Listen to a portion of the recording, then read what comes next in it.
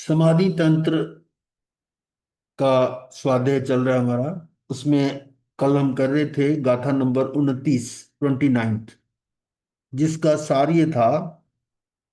इसलिए शुद्ध आत्म स्वरूप के स्व संवेदन सिवाय, यानी वन एंड ओनली वन, शुद्ध आत्म स्वरूप के स्व संवेदन यानी अपनी आत्मा का अनुभव करना, इसके सिवाय अन्य कोई अभय स्थान नहीं है। That is one and only one. और कोई ऐसा अभी वाला स्थान नहीं है, निडर होने का स्थान, मात्र मात्र शुद्ध आत्मा स्वरूप का स्व संवेदन। यानी इस ये शुद्ध आत्म स्वरूप के स्व संवेदन सिवाय अन्य कोई अभय स्थान नहीं है। बहुत मार्मिक लाइन है ये। संसार दुख के त्रास के अभाव का वह एक ही स्थान है। किसको अभाव किसका करना है? दुख का, दुख के त्रास का। दुख के त्रास को समाप्त करने का एक ही स्थान है, वो यही है। अर्थात सुख का वह एक ही स्थान है। दुख का अभाव करना या सुख का आना, ये एक ही बात है। वो सुख का वह एक ही स्थान है। और शरीर पुत्र आदि बाह्य पदार्थ कोई सुख के स्थान नहीं है। कितना इसमें बहुत गहन अर्थ निकल रहा है कि हम जो बाहर सुख ढूंढ रहे हैं वहां है ही नहीं। तो वो तो क्लियर कह दिया कि शरीर पुत्र आदि बाह्य पदार्थ कोई सुख के स्थान नहीं है। तो स्थान सुख का कौन सा है? मात्र शुद्ध आत्म, उसका स्व संवेदन। अब इसके लिए उस आत्म स्वरूप की प्राप्ति का उपाय कैसा है, अब उसकी बात इस गाथा नंबर 30 में कर रहे हैं। इंद्रिय विषय विरक्त हो, स्थिर हो निज में आत्म, उस क्षण जो अनुभव वही है निश्चय परमात्म। इंद्रिय विषय विरक्त हो, यानी इंद्रियों के विषय से हट जाए, उसको रोक दे। इंद्रिय विषय विरक्त हो, उसको रोककर क्या करे? स्थिर हो निज में आत्म, यानी अपनी आत्मा में स्थिर हो जाए। स्थिर हो निज में आत्म, उस क्षण जो अनुभव वही। उस सब जब इस समय आप आत्मा में स्थित होते हो, उस समय जो अनुभव आ रहा है निश्चय वही परमात्मा। जो उसको आप उस समय अनुभव में आ रहा है, जो प्रतिभाषित हो रहा है, जो आपको उसका यानी आनंद आ रहा है, वो निश्चय में वही परमात्मा है। इसी का जो है संस्कृत में था ऊपर, सर्वेंद्रियाणि संयम्य स्तिमिते स्तिमित एनांतरात्मान आत्मना यत क्षणम पश्यतो भाति तत्तत्वम परमात्मना। यानी सर्व इंद्रियों का संयम करके और अपनी आत्मा में स्थित हो जाए। स्थिमत, स्थिमत मतलब स्थित हो जाए अंतर आत्मा में, और अपनी आत्मा में स्थिर हो जाए, तो यत क्षणम यानी उस क्षण, पश्य तो भाती जो आपको अनुभव में आ रहा है, तत्वम परमात्मा, वो निश्चय में परमात्मा है। देखो कहा, इसका मतलब स्वयं का अनुभव वही वही मैं परमात्मा हूं। यानी कितना सरल तरीके से जो हम सुनते हैं, अप्पा सो परमप्पा, आत्मा ही परमात्मा है, ये कैसे उन्होंने तर्क से यानी बिल्कुल सही प्रूव कर दिया। टेक्निकल कह सकते हैं इसको। तो अब देखिएगा इसी का अन्वयार्थ, सर्वेंद्रियाणी यानी संपूर्ण पांचों इंद्रियों को संयम्य, अपने विषयों में यथेष्ट प्रवृत्ति करने से रोककर। संयम का मतलब उसको कंट्रोल करना, रोकना। तो अपने विषयों को यथेष्ट प्रवृत्ति करने से रोककर, यानी जो विषय अपनी प्रवृत्ति कर रहे हैं, जो उनको इष्ट है। यथेष्ट मतलब जो विषयों को, इंद्रियों को अच्छा लग रहा है ना, उस प्रवृत्ति को रोक कर क्या करना है? स्तिमितेन, स्थिर हुए, अंतरात्मना, अंतःकरण के द्वारा, क्षण पश्यता, यानी क्षण मात्र के लिए अनुभव करने वाले। अब क्षण मात्र क्यों कहा? एक क्षण का भी जो है ना, उसका महत्व हम्म। बताया। हाँ जी, एक समय की पर्याय से। एक क्षण, ये सुबह भी इस तरह की बात हो रही थी। हम्म। उसी क्षण, क्षण मात्र के लिए अनुभव करने वाले जीव के, यानी अगर वो क्षण का है तो वो आगे बढ़ेगा भी, एक के बाद दो, दो के बाद तीन, ऐसे तो सीरीज बढ़ेगी वो। तो उसमें भी क्षण मात्र के अनुभव करने वाले जीव के जो चिदानंद स्वरूप प्रतिभासित होता है, तत् वही परमात्मा, यानी परमात्मा का स्वरूप है। वो परमात्मा का स्वरूप है जो अपने को अनुभव कर रहा है। फिर देखिए इसको, संपूर्ण पांचों इंद्रियों को अपने विषयों में यथेष्ट प्रवृत्ति करने से, संपूर्ण पांचों इंद्रियों को, पांच इंद्रियां क्या कर रही हैं, अपने अपने विषय में प्रवृत्ति कर रही हैं। आंखें अच्छा अच्छा देखना चाहती हैं, कान अच्छा सुनना चाहते हैं, उसके जो इष्ट है, यथेष्ट का मतलब जो उनको अच्छा लगता है वो सुनना चाहते हैं, जो अच्छा लगता है वो सूंघना चाहते हैं, मतलब जो जो इंद्रियों के विषय हैं, वो पांचों इंद्रियों को अपने विषयों में प्रवृत्ति करने से, वो पांचों इंद्रियां अपने अपने विषय में प्रवृत्ति कर रही हैं, तो उनको उस प्रवृत्ति करने से रोक कर, पहला स्टेप है ये, उन पांचों इंद्रियों को अपने विषयों में यथेष्ट प्रवृत्ति करने से रोक कर। तो एक पहला स्टेप तो यही है कि हमने बाहर से इंद्रियों से इंद्रियातीत होना। गुरुदेव, ठीक है, प्रति संलीनता हो गई है, इंद्रिय प्रति संलीनता। क्या कह रहे हैं? इंद्रिय प्रति संलीनता हो गई ना, ये इंद्रियों को हाँ रोकना वही मतलब। इंद्रियातीत, इंद्रियातीत हो गया ना। जो इंद्रियां अपने विषयों में मनमानी कर रही थी, जो उनको अच्छा रहा वो देख रहे हैं, सूंघ रहे हैं, खा रहे हैं, पी रहे हैं या स्पर्श कर रहे हैं, वो उसकी प्रवृत्ति को रोकना है। यानी जो जो उसके विषयों की, विषयों में प्रवृत्ति हो रही है, किसकी, इंद्रियों की, उन पांचों इंद्रियों को अपने विषयों में यथेष्ट प्रवृत्ति करने से रोक कर, उसको रोक दिया।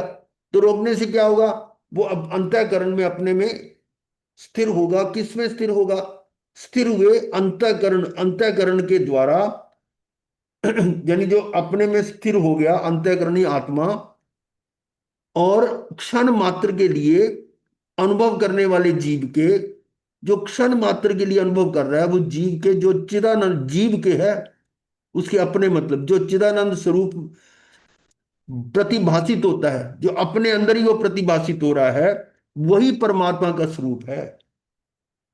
वही परमात्मा का स्वरूप है। इसका मतलब बाहर जाके देखने की जरूरत नहीं है।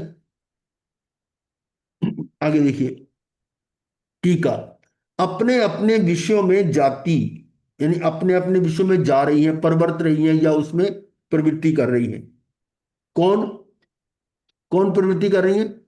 पांचों इंद्रियां। पांचों इंद्रियां। इंद्रियां। ये ना हाँ अपने जी। अपने विषयों में जाति प्रवृत्ति थी, कौन, सर्व इंद्रिय, इंद्रियां। हाँ जी। पांचों इंद्रियां। अर्थात पांचों इंद्रियां, उन्हें रोक कर, निरोध कर, ब्रेक, वहां पर ब्रेक लगा दी थी, रोध, रोक कर या निरोध कर, तत्पश्चात स्थिर हुए अंतरात्मा द्वारा। अब उसके निरोध करने से वो स्थिर हो जाएगा, वो अंतरात्मा आ गया ना, अंतरात्मा हो गया। तो उस अंतरात्मा द्वारा, अर्थात मन द्वारा जो स्वरूप भासता है,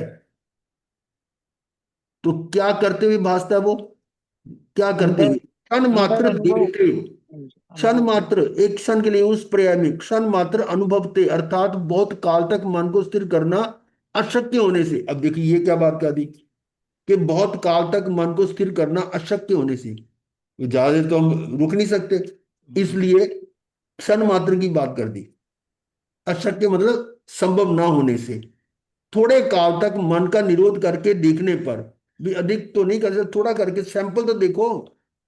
तो मन का निरोध करके देखने पर जो चिदानंद स्वरूप प्रतिभासता है, वह परमात्मा का तत्व तद्रूप तत्व स्वरूप है।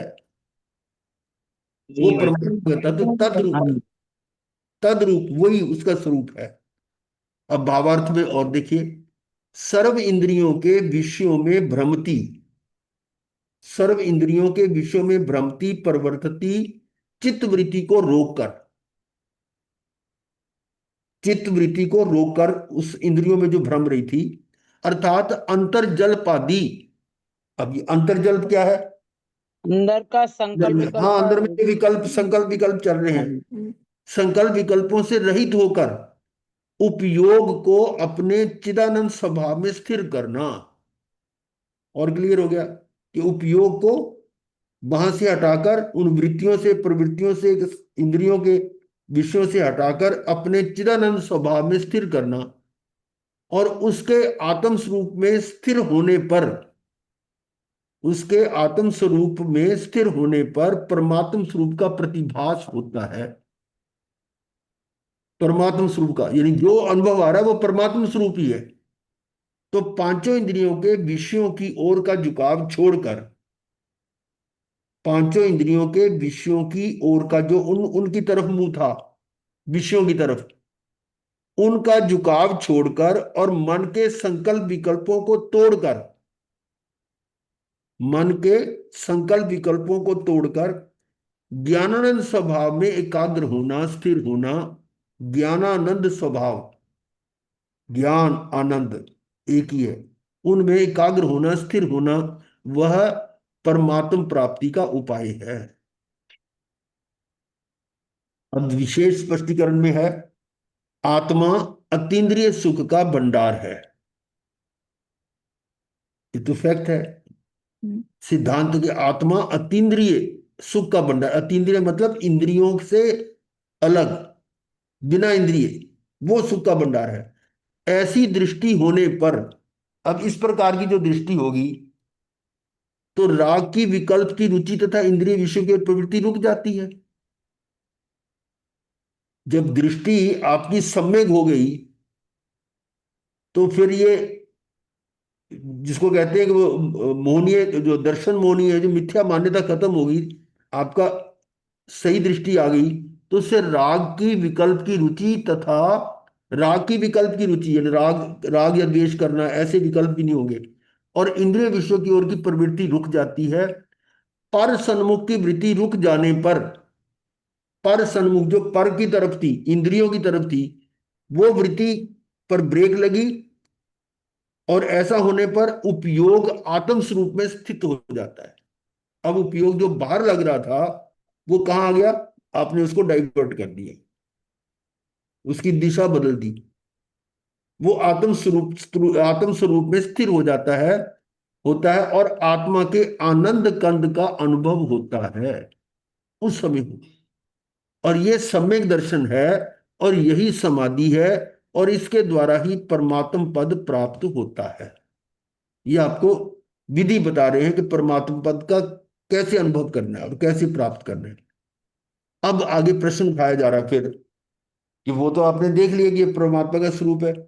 अब इसमें प्रश्न क्या उठाया कि किसकी आराधना करने से उस स्वरूप की प्राप्ति होती है। अब आराधना किसकी करें ताकि हमें वो स्वरूप जो है वो प्राप्त हो जाए। किसकी आराधना करने से उस स्वरूप की प्राप्ति होती है, ऐसी आशंका करके कहते हैं। अब बोलो किसकी आराधना करेंगे। स्वयं के अपने स्वरूप की, स्वयं। अपने आत्मा की। बिल्कुल सही है, क्योंकि यहां पर हमने सिद्ध कर दिया कि वो अपने आप वही परमात्मा है, तो बाहर तो है नहीं कुछ, तो इसका मतलब आराधना भी इसी करनी पड़ेगी। अब इसी भाग को अगली गाथा में कह रहे हैं, यह यह परात्मा स एवाहम योहम स परमस्ततः अहमेव मयोपास्यो नान्य कश्चिदिति स्थिति। मैं ही वह परमात्म हूं, मैं ही वह परमात्म हूं निज अनुभव गम्य। ये ऊपर की लाइन है, यह प्रात्मा स एवं मैं वो मैं परमात्मा हूं, यो हम स परम स्तता अहमेव मयोपास्यो नान्य, यानी मैं उपास्य अपना स्वयं, उपास्य मतलब जिसकी उपासना की जा रही है, पूज्य, हाँ जी। निश्चय पूजा करना। है नहीं अन्य, और कोई दूसरा नहीं है। देखो कहां से कहां पहुंचा दिया, यानी पर से बिल्कुल हटा रहे हैं। जो हमने सोच रखा था ना, यही हमारे दिमागों में तो यही फिट हुआ हुआ है कि अशुभ से हटकर शुभ में आ जाओ, ये इधर उधर के काम छोड़कर ये पूजा पाठ कर लो, समाई कर लो, ये पाठ कर लो, ये कर लो, वो ये सारा करने करने की बात थी। यहाँ तो सब कुछ हटा रहे हैं। पर एक बात और ध्यान में रखें कि ये पर से हटाने का अर्थ ये मत लेना कि ये करना नहीं है। पर जो है वो करते हुए ये लक्ष्य ये होना चाहिए भाई, जब तक आप उस लक्ष्य तक नहीं पहुंचे तो वो तो कारगर है ही है ना वो चीजें।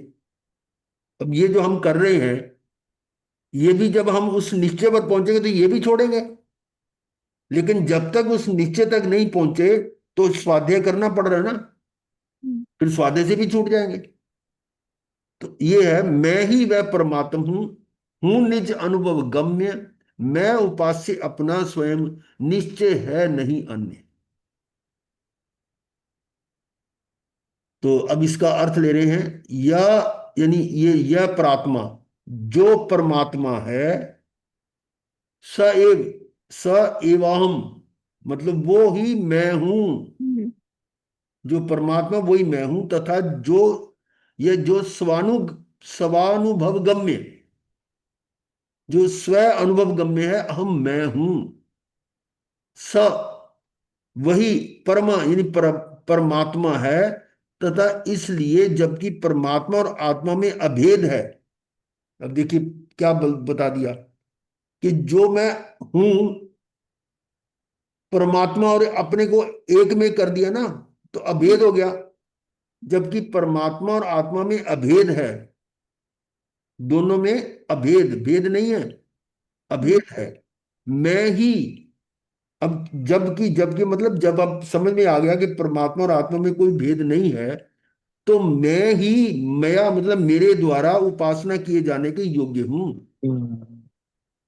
ये कारक आगे वो, हाँ जी, मैं ही करता, मैं ही करम, मैं ही करण, मैं ही हाँ संपूर्ण, जी, वो सारा वही आ रहा है ये।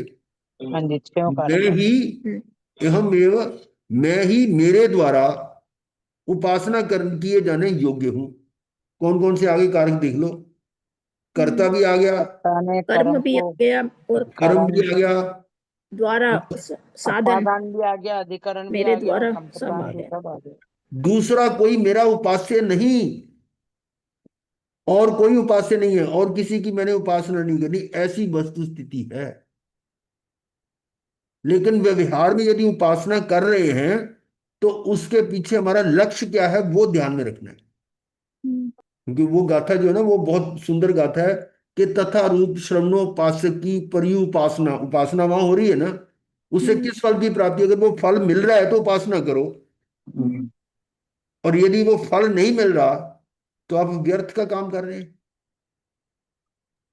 ये ना धूल में लठ चला रहे हैं, कुछ नहीं मिलना। तो ये चीज है, यानी ये निश्चय की बात हो रही है, लेकिन व्यवहार करते हुए निश्चय लक्ष्य में हो, ये ध्यान रखना, निश्चय लक्ष्य में हो। और यदि निश्चय लक्ष्य में नहीं है और हमने उसको ही उपादेय मानकर करते रहे काम, तो फिर तो हम कहीं नहीं पहुंचेंगे। कल नेहा की मम्मी ने एक प्रश्न उठाया था ना, है संतोष, अभी नहीं आई होगी, इसने उठाया था ना कि वो भी अभी जरूरी है। नहीं है जी, वो स्थानक गए हुए हैं मम्मा। नहीं, यही कह रहे थे ना कि वो भी जरूरी है, उसके बिना कैसे होगा, मानते हैं, पर उसके साथ आपने निश्चय की धारणा की, क्या की उसमें कही है कि नहीं, कि हम जो कर रहे हैं ये किस लिए कर रहे हैं, ये सोचा कभी, और हमारा लक्ष्य क्या है। जब तक वो लक्ष्य की आपको यानी समझ नहीं होगी, तो व्यवहार में तो फिर कोई फायदा ही नहीं उसका, ये तो एनर्जी वेस्ट है, व्यर्थ का है, निरर्थक है, और कई बार वो अनर्थक भी हो जाता है। तो ये था कि मैं ही मेरे द्वारा उपासना, ये दोबारा पढ़ रहा हूं, जो परमात्मा है वह ही मैं हूं, ऊपरी गाथा में आ चुका है ये, तथा जो स्वानुभव गम्य है, स्वानुभव गम्य मैं हूं, वही परमात्मा है, जो मेरा मेरा अपना अनुभव हो रहा है वही परमात्मा है। इसलिए जबकि परमात्मा और आत्मा में अभेद है, अब दोनों में भेद नहीं है, तो मैं किसकी उपासना करूं, तो मैं ही मेरे द्वारा उपासना किए जाने के योग्य हूं, ना दूसरा कोई मेरा उपास्य नहीं। ऐसी वस्तु स्थिति, ये है रियलिटी। टीका, जो प्रसिद्ध पर अर्थात उत्कृष्ट आत्मा है वही मैं हूं। प्रसिद्ध जो अब सिद्ध हो चुका है कि वो उत्कृष्ट आत्मा मैं हूं, जो मैं अर्थात जो स्व संवेदन से प्रसिद्ध, जो मैं अर्थात जो स्व संवेदन से प्रसिद्ध स्व संवेदन करके मुझे ज्ञात हो गई है, मुझे मतलब सिद्ध हो गई है, इसको कैसे जानने में आ गई है। मैं अंतरात्मा वह परम अर्थात परमात्मा है। वो आत्मा परम हो गई, अंतरात्मा का परमात्मा बना रहे हैं। पहले बहिरात्मा से अंतरात्मा, अंतरात्मा से परमात्मा की बात चल रही है। जो मैं अर्थात जो स्व संवेदन से प्रसिद्ध मैं अंतरात्मा, वह परम अर्थात परमात्मा है। मेरे साथ परमात्मा का अभेद है, ये भी समझिए, ऊपर आ चुका है कि मेरे साथ परमात्मा का अभेद है। इसलिए मैं ही मेरे द्वारा, यानी कर्ता भी मैं और कर्म भी मैं। वो क्या आ गया, ये मैं कर्ता हो गया ना, और मेरे हाँ जी, करण, करण भी हो गया, करण हाँ, हम्म, उपासना करने योग्य हूँ। द्वारा करण, हाँ जी। हाँ, यानी आराधना योग्य हूँ, अन्य कोई मेरे हम्म। द्वारा उपासने योग्य नहीं है। ऐसी स्थिति है, अर्थात ऐसा स्वरूप ही है, ऐसी आराध्य आराध्य की व्यवस्था है कि आराध्य कौन है, आराध्य कौन है। आराध्य भी मैं ही हूँ, दोनों आराधक भी सेम मैं है। ही हाँ, दोनों मैं ही हूँ। हाँ जी। ये भावार्थ। अंतरात्मा विचारता है कि मेरा अंतरात्मा स्व संवेदन से प्रसिद्ध है। क्या विचार रहा अंतरात्मा, कि मेरा अंतरात्मा जो मैं अपना अनुभव कर रहा हूं उससे वो स्पष्ट है, सिद्ध प्रसिद्ध है, हम्म। प्रूव्ड है। हाँ। वास्तव में वह अरहंत और सिद्ध के समान है। किसके समान है? दोनों का, अरहंत और सिद्ध दोनों को बता दिया। ऊपर तो सिर्फ परमात्मा की बात आ रही, यहां दोनों को डिफाइन कर दिया, अरहंत और सिद्ध। परमात्मा के समान या अरहंत और सिद्ध के समान है, अर्थात परमात्मा है। ठीक है।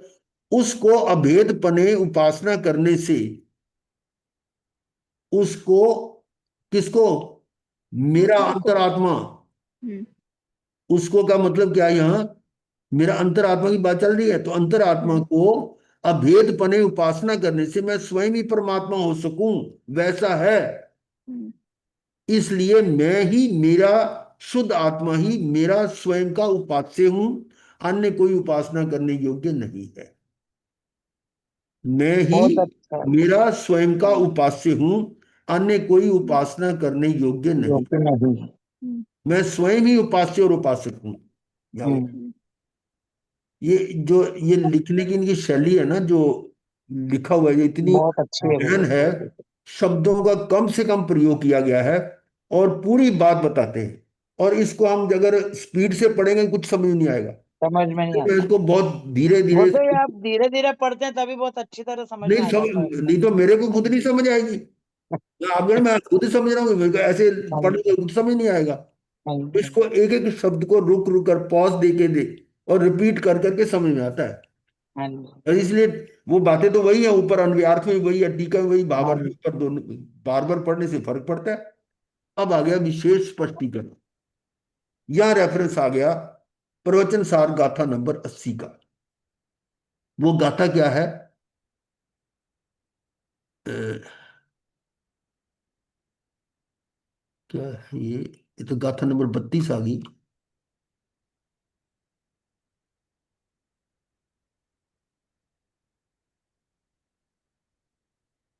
हाँ, ये गाथा आ रही है जो, ठीक है, ये जो ली गाथा ना, ये मतलब उसी का प्रवचन गाथा, प्रवचन सार गाथा 80 में जो बताया उसी का है। जो जानता अरहंत को गुण द्रव्य और पर्याय पने, जो जानता अरहंत को गुण द्रव्य रूप पर्याय पने, वह जीव जाने आत्म को उस मोह क्षय पावे करे। जो जानता अरहंत को कैसे जानता है? गुण द्रव्य पर्याय, यानी द्रव्य गुण पर्याय से सब तरह से वो जान रहा है। किसको जान रहा है? अरहंत को। परम को। वह जीव जाने आत्म को, वो जीव आत्मा को जान लेता है। जो परमात्मा अनंत को जाना, वो आत्मा को जान लेता है।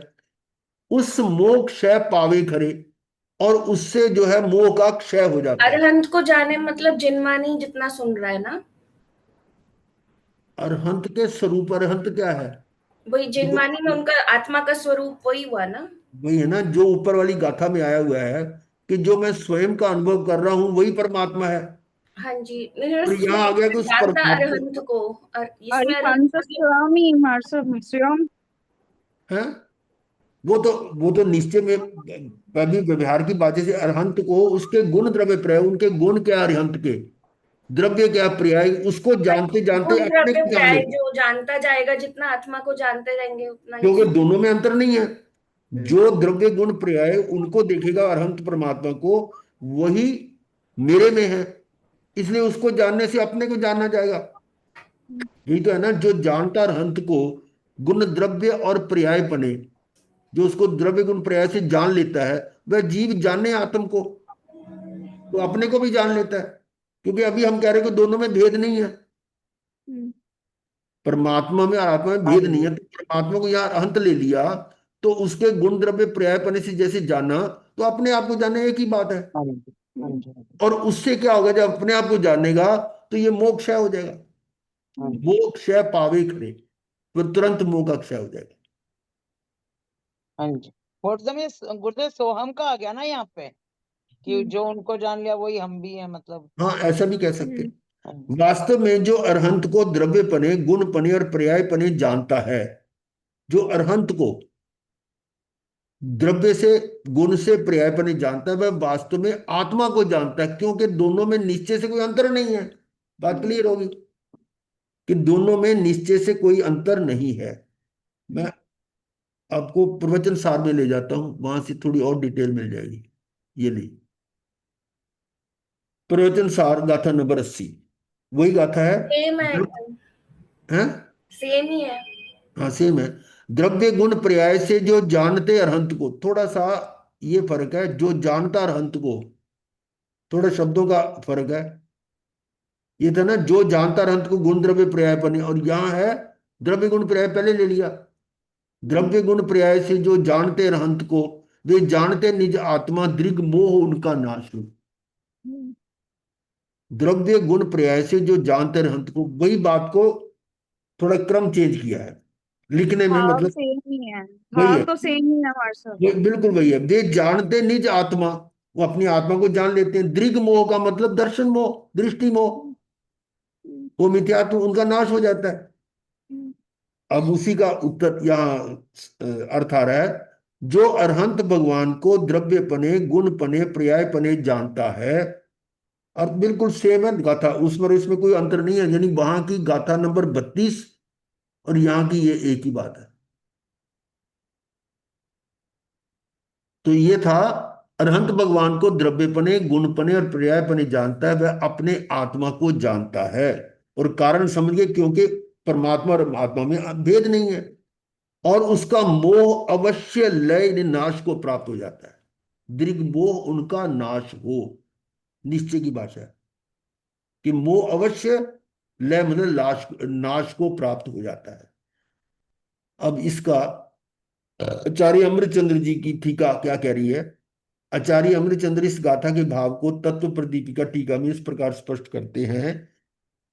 जो अरहंत भगवान को द्रव्य रूप से गुण रूप से पर्याय रूप से जानता है, द्रव्य से आत्मा है, गुण से जानने का दुख गुण है, जानना देखना, पर्याय उनकी शुद्ध है, ऐसे वो जो जान रहा है, वह वस्तुतः अपने आत्मा को जानता है कि वो मैं भी ऐसा ही हूं, क्योंकि दोनों में निश्चय से अंतर नहीं है।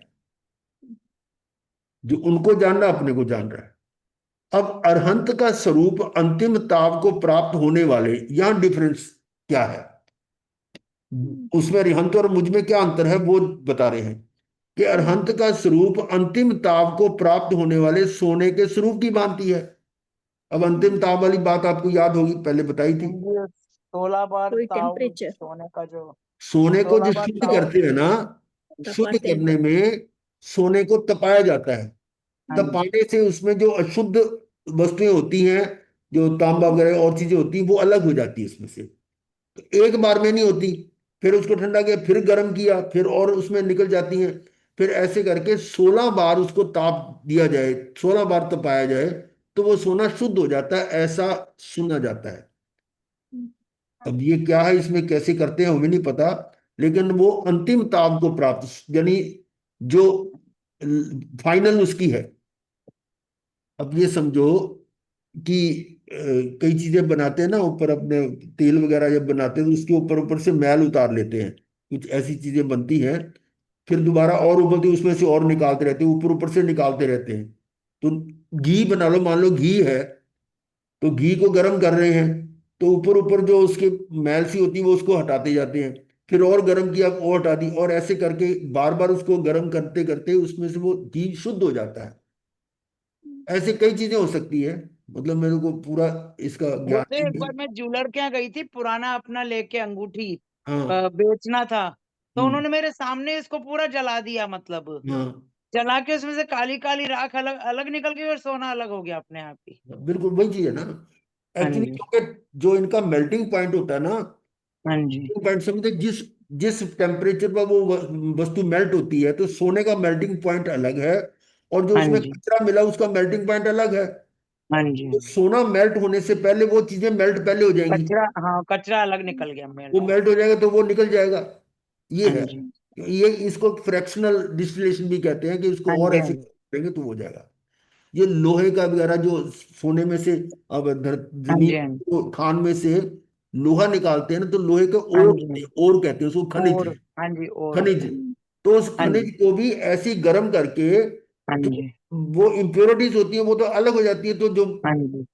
लोहा अलग हो जाता है। ऐसी मेटल्स को करती है, मेटलर्जी भी आता है उसमें। हाँ जी। हाँ जी। ये भी मेटल ही तो है, सोना। हाँ ये जी। तो मेटल है। तो अरहंत का स्वरूप अंतिम ताप को प्राप्त होने वाले सोने के स्वरूप की भांति, यानी वो इतना शुद्ध हो चुका है, अंतिम ताप उसका लास्ट फाइनल, उसका राउंड हो चुका है। प्योरिटी आ गई कर। हाँ, प्योरिटी हो गई, और सर्व प्रकार से स्पष्ट है, इसलिए उसका ज्ञान होने पर सर्वात्मा का ज्ञान होता है। अब देखिए, उनका स्वरूप जो है वो बिल्कुल शुद्ध हो चुका है, और जब उसको देखेगा तो फिर अपना ज्ञान हो जाएगा कि मैं भी ऐसा हूं।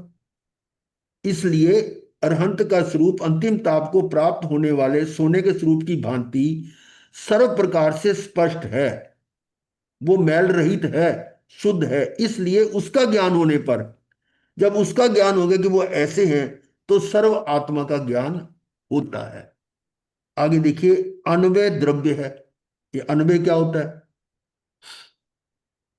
गुरुदेव, वो मैंने कल उससे बात की थी, मेरी कजिन से, उसने पूरा मेरे को लिख के भेजा है, मैं आपको व्हाट्सएप पे भेज दूंगी। अन्वय अन्वय, का अर्थ पूरा। अन्वय यहां पर क्या है, कि जो तिरक। शुद्ध है, वो भी कह सकते हैं कि जो सही है। तो अन्वय में तो क्या होता है, कई तरह के अर्थ हो सकते हैं, कि जैसे सेंटेंस को हम थोड़ा आगे पीछे करके लिखते हैं, वो भी अन्वय है। हम्म। जो संस्कृत का है, उसके जो शब्द पहले लिखा है जो बाद में हम अर्थ करते समय बदल देते हैं, या कोई कविता है उसका जो अर्थ लिखते हैं तो भी हमें शब्द आगे पीछे हो जाते हैं, वो अन्वय होता है। यानी एक तरह से शुद्ध करने वाली बात है, शुद्ध वो द्रव्य है, हाँ जी। हम्म। और उसी के विशेषण गुण है, हम्म। और अन्वय के व्यतिरेक भेद पर्याय है। यानी यहां पर उस शुद्ध आत्मा को मान लो कि शुद्ध आत्मा वो द्रव्य है, और उसके विशेषण यानी गुण है, और उसी के भेद जो पर्याय है, किसके, वो जो शुद्ध आत्मा ऊपर हमने लिखा है। हाँ जी। अन्वय का मतलब ये थोड़ा अन्वय के व्यतिरेक। आभासन करने के हिसाब से, कि हाँ वो जो जी। आत्मा है वो द्रव्य है, वो ही विशेष गुण है, इसका विशेषण गुण भी है, और व्यतिरेक, व्यतिरेक का मतलब डिफरेंसेस कहाँ है, वो पर्याय। पर्याय। पर्याय। पर्याय में। तो सर्वथा विशुद्ध भगवान अरहंत के, यानी अरहंत के स्वरूप का ज्ञान होने पर जीव तीनों प्रकार से युक्त द्रव्य गुण पर्याय में अपने आत्मा को अपने मन से जान लेता है। हाँ, जब वो तीनों अभेद हो जाते हैं, एक जैसे हो जाते हैं बिल्कुल।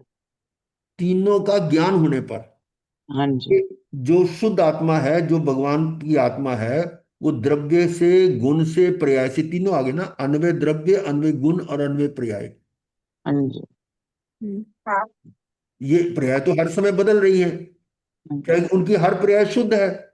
तो हाँ जी। ऐसे विशुद्ध भगवान अरहंत के स्वरूप का ज्ञान होने पर जीव तीनों प्रकार से, तीन प्रकार से, द्रव्य से, गुण से, पर्याय से, मैं भी ऐसा हूं, ऐसा मन में जान लेता है।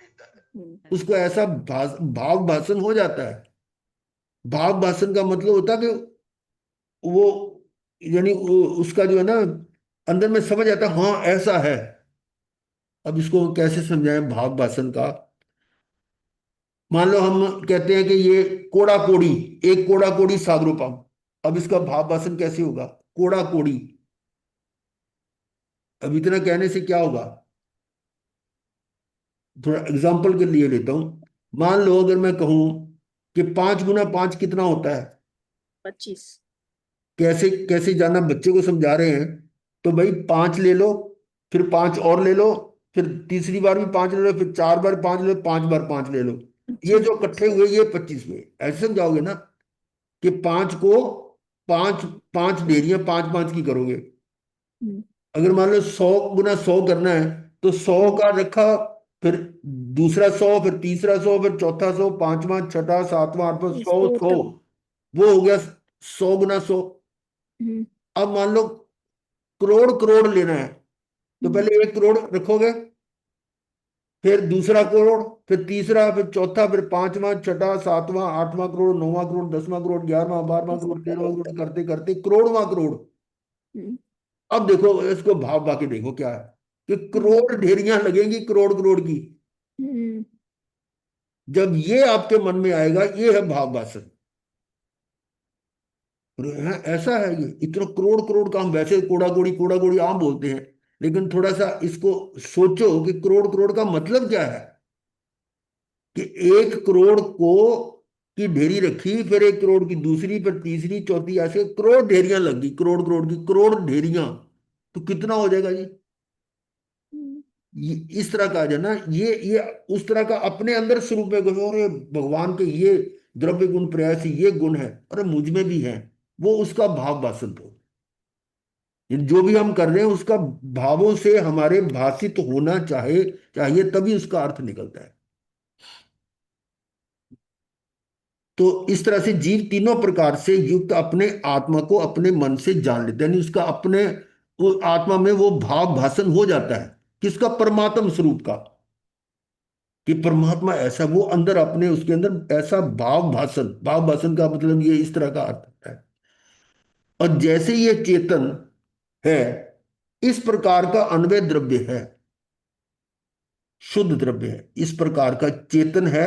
जैसे ये चेतन है इस प्रकार का अन्वय द्रव्य है, अन्वय के आश्रित रहने वाला चैतन्य विशेषण गुण है। चेतना, चेतन के आश्रय में रहने वाला चैतन्य गुण किस पर आश्रित है? द्रव्य पर। हम्म, तो द्रव्य जो है वो क्या है?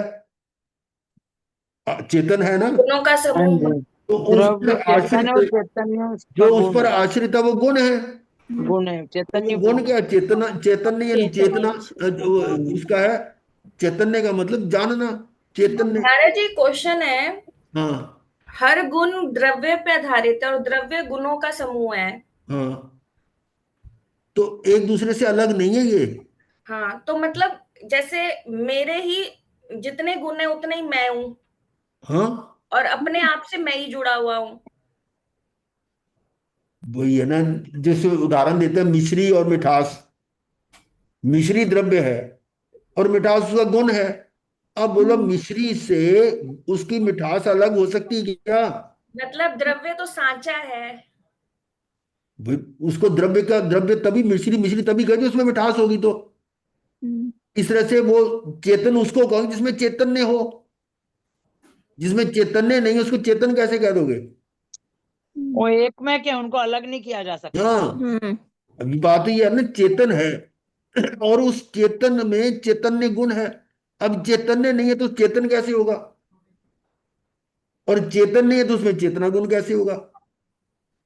ये जो है ना, हम समझने के लिए इसको दोनों अलग अलग ले रहे हैं, वास्तव में ये एक ही है। गुण गुणी में भेद नहीं है। हम्म, गुण गुणी, गुण गुणी का मतलब समझिए ना। हाँ गुण तो जी। है गुणी चैतन्य आत्मा। और गुणी है चेतना, चेतन। हाँ जी। तो क्या अंतर होगा? हम्म, समझाने के लिए हम इसको दो दो शब्द दे रहे हैं, पर वास्तव में ये एक ही है। हम्म, मिश्री मिश्री ही है, हम्म, उसमें मिठास इंप्लाइड है। Hmm, I am me and I am equal to my चेतना, क्वालिटी। वो चेतना ही है वो। तो ये विशेषण गुण।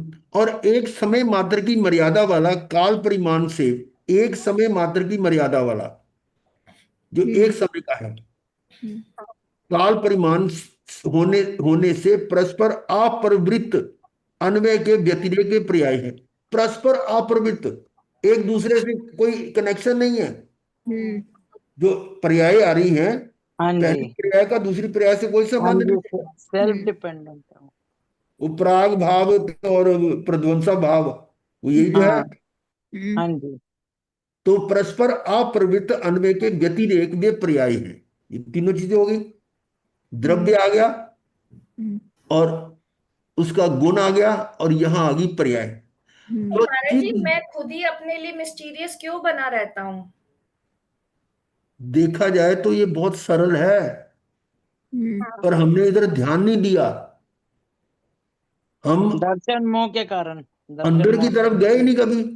हमें इसी में इंटरेस्ट आ रहा है ना, कि हम खुद ही को हाँ, अननोन बनाकर फिर खुद को ही ढूंढते हैं और हाँ। उसी में एंजॉय करते रहते हैं। और ये अंदर नहीं ना एंजॉयमेंट झांका, हमें बाहर ही। दुख दे रहा है, ये वो हमको पता वो चल रहा एक है। एक भजन हमने एक बार गुनगुनाया था। जिनवर की वाणी से हम हमने ये जाना, सबसे सरल है निज पद पाना। बोल निकालू भजन वो सुना दे। सबसे सरल है, पर हमने कठिन बनाया हुआ है। हाँ कठिन भी हमने जान के बनाया हुआ है। अभी हाँ, जैसे जैसे समझ आ रहा है ना, यही समझ आ रहा है कि ये सब चीजें जो है ना, गांठे है ही नहीं एक्चुअल में, मैंने अज्यूम करी हुई है। हाँ। बिल्कुल। ये देखो, ये वाला था भजन। जिनवर की वाणी से हमने ये जाना, सबसे सरल है निज पद पाना। सोए थे अनादि से हम, उत्तर आ रहा है। सोए थे अनादि से हम मोह की गहल में, सोए थे अनादि से हम मोह की गहल में, वीर की पानी से आए चेतना महल में, वीर की वाणी से आए चेतना महल में। आज ये समझ में आया हो, आज ये समझ में आया, जग है बेगाना, सबसे सरल है निज पद पाना। है ना। अपनी निधि को भूला दुखी संसारी, वही प्रश्न जो आपने उठाया उसका उत्तर आ रहा है इसमें। अपनी निधि को भूला दुखी संसारी, प्रभु से पदार्थ मांगे भगत बन भिखारी। तुम्हारे पास इतनी महिमा है, इतना संपन्न हो, और भिखारी बन रहे हो। प्रभु से पदार्थ मांगे भगत बन भिखारी, भोगों के भक्त शिवपुर हो, भोगों के भक्त शिवपुर, कैसे होगा जाना, सबसे सरल है निज पद पाना। जिनवर की वाणी से हमने ये जाना, सबसे सरल है निज पद पाना। गुरु ने बताया मार्ग सीधा व सपाट रे। देखो क्या बता रहे हैं, भगवान ने तो बहुत सरल मार्ग बताया।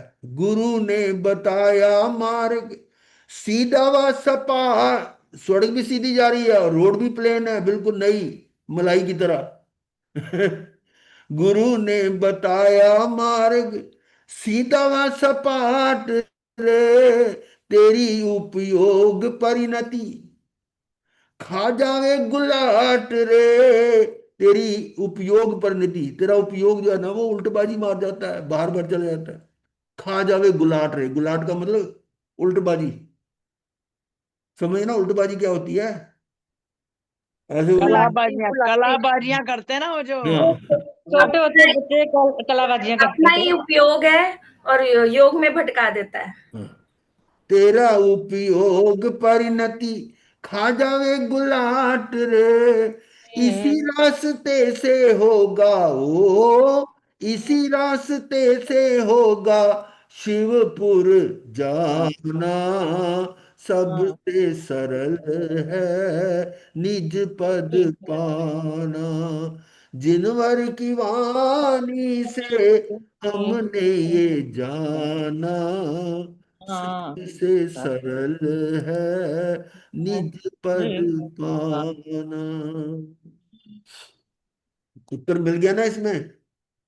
गुरुजी यही पैरा तो उस दिन चला था, इसमें मोतियों के हार का भी आ रहा है, इसी का अर्थ मतलब कल मैंने उसको पूछा है, अन्वय और व्यतिरेक और ये सब। हाँ। आज ये रिपीट हुआ ये पैरा फिर से, अच्छा हो गया। नहीं, उसमें दोबारा आ गया अन्वय शब्द, हाँ पहले जी। रिपीट नहीं है। भजन बड़े नहीं। सुंदर सुंदर गुरुदेव, हाँ जी। नए हाँ से नए। क्या बोल रहे हैं? मैं कहा भजन बड़े गुरुदेव, नए से नए। हाँ, नहीं ये गुरुदेव ने पहले भी सुनाया हुआ है एक बार। सुनाया जितने हुआ है। सुंदर हाँ जितनी सुंदर सुना। गुरुदेव की आवाज रसीली, उतने रसीले भजन। बहुत भावों से भरे हुए हैं बिल्कुल। उतने चलिए। भावों से बोलते हैं गुरुजी, अंदर से बोलते हैं। हाँ, हम तो ऐसे तो नहीं यहाँ पर अटके हुए हैं। क्या कह रही है? हम गुरुदेव ऐसे जी ही तो नहीं यहाँ पर अटके हैं, कुछ तो बात है। वास्तव में जो अरहंत को द्रव्य पुण्य यही कर रहे थे हम क्या? हाँ। नहीं, वो तो यहाँ चल रहा था। हाँ। तो ये था, ये जो जैसे ये चेतन इस प्रकार का अन्वय द्रव्य है, अन्वय के आश्रित रहने वाला चेतन में विशेषण गुण है और एक समय मात्र की मर्यादा वाला काल परिमाण होने से परस्पर अप्रवृत्त अन्वय के व्यतिरेक ये पर्याय हैं। ये जो चित्त विवर्तन की ग्रंथियां हैं, चित्त जनी, यहां क्या कह रहे हैं, जैसे ये चेतन है, ये चेतन है, उसका वो अन्वय द्रव्य है और ये गुण है, ये पर्याय तो ठीक है। आगे ये क्या लिखा है, जो जो चित्त चित्त विवर्तन की विवर्तन ग्रंथियां की हैं। ग्रंथियां। गुरुदेव ये चित्त। वो नहीं हो गया, मतलब मोह राग द्वेष की ग्रंथियां हो गई है। चित्त हम्म। और विवर्तन मतलब अलग, चित्त माने ज्ञान, ज्ञान से अलग की ग्रंथियां। हाँ हाँ, ये जो पर्याय है ना अलग अलग, उनके लिए हाँ आया जी। है। ये हाँ जी, परस्पर पर्याय के लिए आया है ये। हाँ, विभाव पर्याय के लिए आया होगा उनके लिए शायद। आया है, ग्रंथियां, गांठे। हाँ जी। इस प्रकार त्रिकालिक आत्मा को भी एक काल में जान लेने वाला ये जीव, त्रिकालिक आत्मा को भी, जो आत्मा त्रिकालिक है को भी एक काल में जान लेने वाला, इस आत्मा को एक काल में, एक क्षण में भी जान लेने वाला जीव, जिस प्रकार मोतियों को झूलते हुए हार के अंतर्गत माना जाता है। ये पहले आया था क्या? नहीं, अभी कह रहे थे यही आया था, ना। यही पैरा कल उसने मेरे को, मैंने उससे पूछा तो उसने भेजा है इसका, जो उसको समझ में आया अर्थ अच्छा, लिख के। हाँ तो जी। जिस प्रकार मोतियों को झूलते हुए हार के अंतर्गत माना जाता है, मोतियों को झूलते हुए हार के अंतर्गत, आपने तो हार देखा, हाँ जी। उस हार में मोती झूल रहे हैं। हाँ जी। उसी प्रकार चिद विवर्तों का चेतन में ही संक्षेपण करके तथा विशेषण विशेषतया विशेषतया की वासना का अंतर्धान होने से जिस प्रकार सफेदी को हार में अंतरित किया जाता है, उसी प्रकार चैतन्य को चेतन में ही अंतर्हित करके जिस प्रकार मात्र हार को जाना हार जाता है, को जाना उसी जाता है। प्रकार केवल आत्मा को जानने पर उसके उत्तरोत्तर क्षण में कर्ता कर्म क्रिया का विभाग क्षय को प्राप्त होता जाता है, इसलिए निष्क्रिय चिन्ह मात्र भाव को प्राप्त होता है। प्राप्त होता है। ये जो बात अभी नेहा कह रही थी वही आ रही है इसमें। इसको दो बार पढ़ना पड़ेगा, बहुत लंबा सेंटेंस है, एक ही है पूरा। हाँ जी। हाँ जी।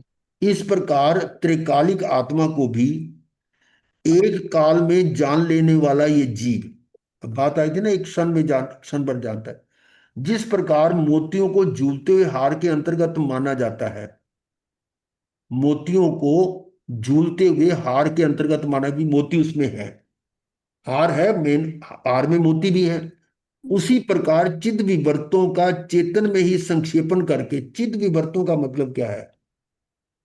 गुरुदेव जो पर्याय आ रही है ना प्रतिपल, हाँ, उसको नहीं उन्होंने नहीं, मोती की गुरुदेव वो तो दे है दिया हमारी उपमा। इमोशनल स्टेट्स, जो हमारी जिस जिस हर पर्याय की जो इमोशनल स्टेट्स है, मेरे ख्याल उनको चिद कहते विवर्तन में नहीं क्या है, नहीं, ये मेरे ख्याल पर्याय को कहा ये। पर्याय बोलिए, विभाव पर्याय, विवर्तन मतलब ज्ञान से अलग, उनको नहीं, जो मोती की उपमा ना दे ना दी है इन्होंने। चित्त विवर्त का मतलब चेतना में जो हाँ जी, प्रवृत्ति हो रही है, इमोशनल स्टेट है, जिनमें प्रवृत्ति हो रही है, हाँ जी, वही पर्याय में हो रही है ना, पर्यायी पर्यायी है।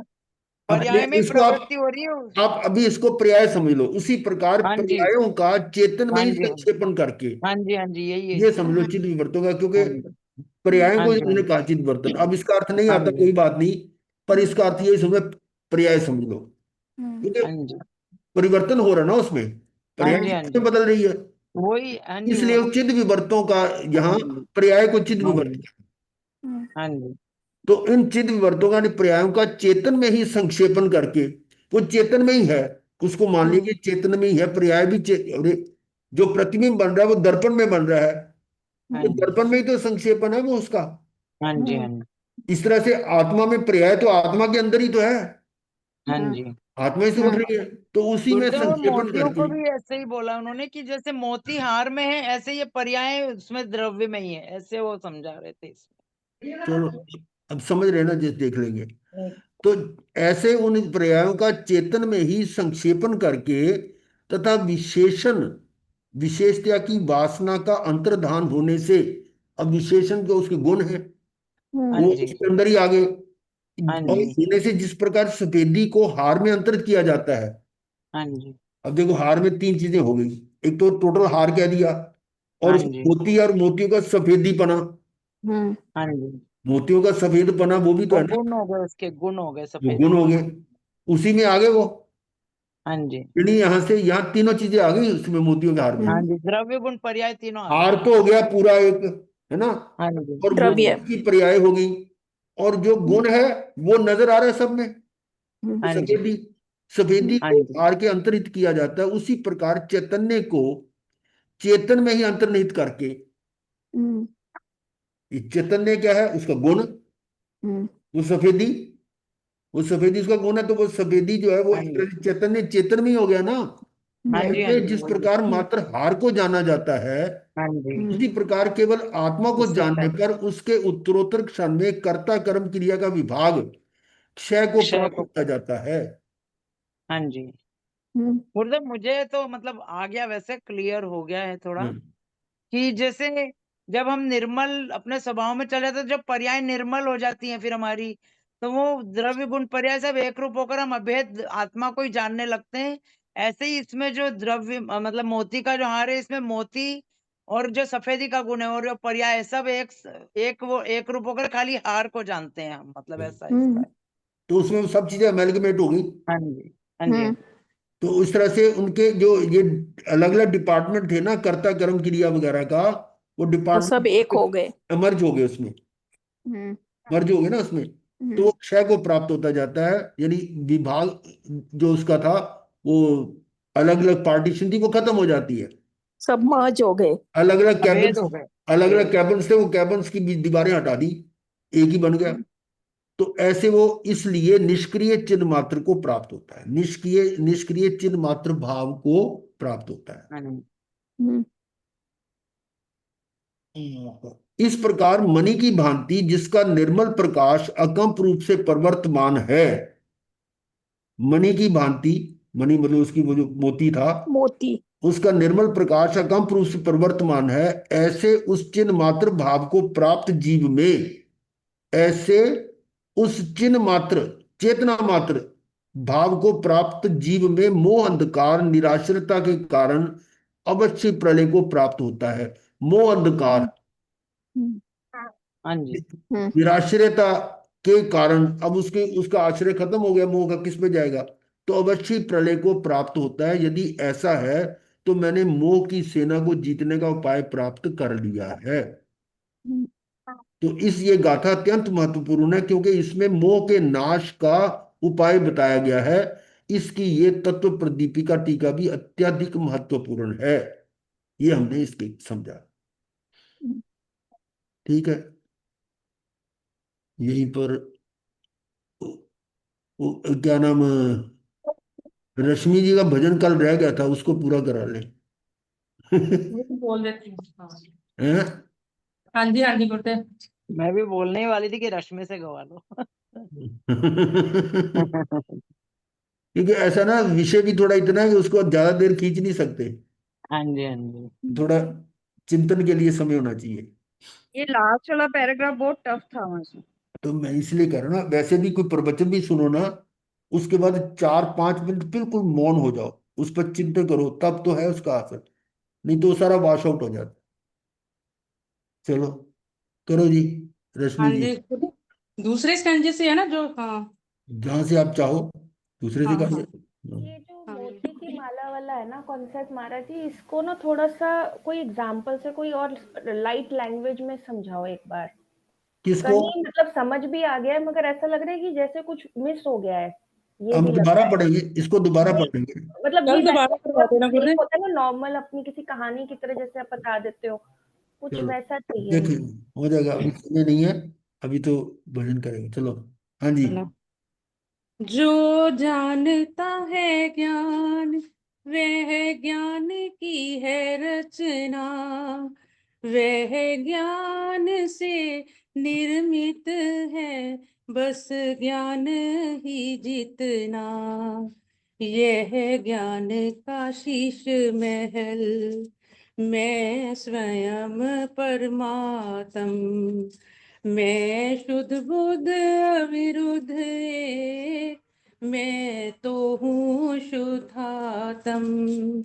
मैंने निज को पहचाना, पहचाना निजातम। मैं शुद्ध बुद्ध अविरुद्ध एक, मैं तो हूँ शुद्धात्म। मुझ ज्ञान सिंधु में बस ज्ञान ही ज्ञान भरा, मेरी ज्ञान तरंगों में गायक प्रभु ही मेरा। आनंद ही आनंद, आनंद आनंद ही निजातम। मैं शुद्ध बुद्ध अविरुद्ध एक, मैं तो हूँ शुद्धात्म। मैंने निज को पहचाना, पहचाना निजातम। मैं शुद्ध बुद्ध अविरुद्ध एक, मैं तो हूँ शुद्धात्म। दृष्टि ने इस शुद्ध को दर्शाया अपरंपार, दृष्टि है अब निज शुद्ध में, तन्मय सदा सुखकार। सहजानंद ज्ञानंदमय, आनंदमय परमात्म। मैं शुद्ध बुद्ध अविरुद्ध एक, मैं तो हूँ परमानंद। मैंने निज को पहचाना, पहचाना निजातम। मैं शुद्ध बुद्ध अविरुद्ध एक, मैं तो हूँ शुद्धात्म। मैं तो हूँ मेरा साथी, मैं स्वयं जाननहार, मैं अखंड अविनाशी, मैं स्वयं तारनहार। मैंने निज को पहचाना, पहचाना निजातम। मैं शुद्ध बुद्ध अविरुद्ध एक, मैं तो हूँ शुद्धात्म। बढ़िया। मैं तो हूँ शुद्धात्म। चलो, बहुत अच्छा बहुत है। मथे गुरुदेव की आज्ञा से चत्तारी मंगलम, अरिहंता मंगलम, सिद्धा मंगलम, साहू मंगलम, केवली पनतो दमो मंगलम।